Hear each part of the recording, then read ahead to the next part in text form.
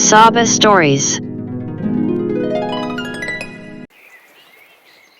The Travels of Sinbad, Part 8. Phoenix's Fury.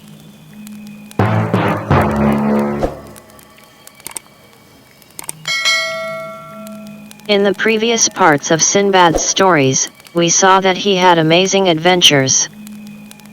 After the ship sank in the sea, he swam to land with some merchants and saved themselves.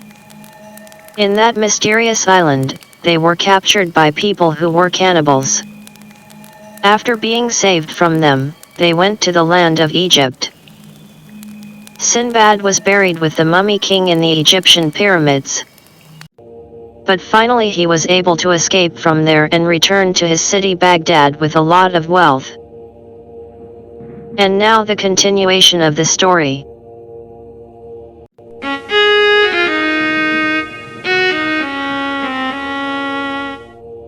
After a while, Sinbad helped others with his great wealth. Sinbad was very happy that he was able to help the people of his city. Whenever someone had a problem, he came to him. Sinbad also tried to solve his problem. Sinbad decided to travel again to gain more experiences and more wealth, to be able to help more people. Therefore, he went to Basra and bought a big ship. He also hired many sailors. Then he put many goods that he had bought on the ship. A large number of other merchants rented rooms from him and brought their goods on board. The ship set off and went from one sea to another.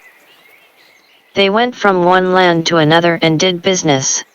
One day they reached a big island in the sea that was very green and beautiful from afar. They went near the island and anchored. Everyone got off and went around the island.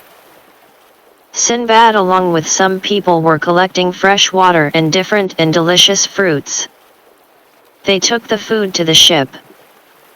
At the same time, one of the tall merchants shouted, "Wow, look what happened. What is this?" "They are broken with stones and the material inside is flowing like a stream of water."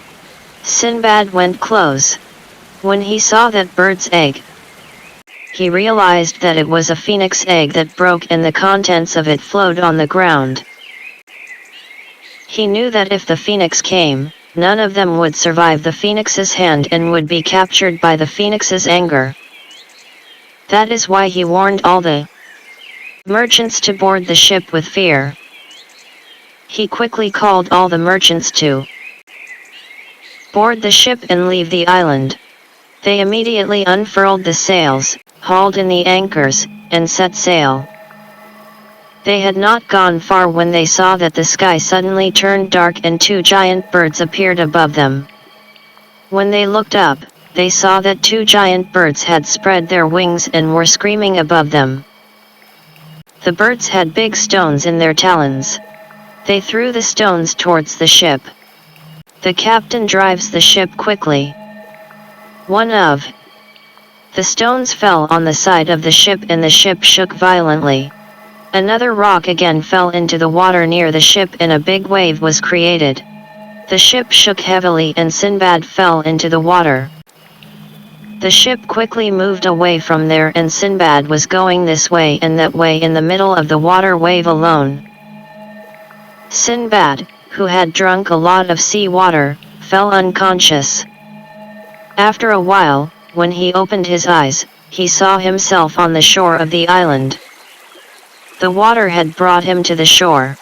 He got up and walked on the island. He drank from the springs and ate some fruit. He enjoyed seeing the beautiful scenery of that island, but he wished that he was not alone on that island and that there was someone to talk to him. The next morning, by the spring, he saw an old man who was sitting alone and had no clothes on. He was covering his body with big leaves. He went to him happily and said, "Who are you? How did you come here?" The old man did not say a word. He just pointed and asked him to ride him on his back and take him to the other side of the spring. Thinking that he was a feeble old man, Sinbad went forward and put him on his back to help him. When he reached the other side of the spring, the old man did not get off his back. He was tightly clinging to Sinbad's neck and hitting Sinbad's sides with his legs. He was pointing with his hand and asking him to go under the fruit trees. When he went under the fruit trees, he ate some of the fruits, but he still did not get off.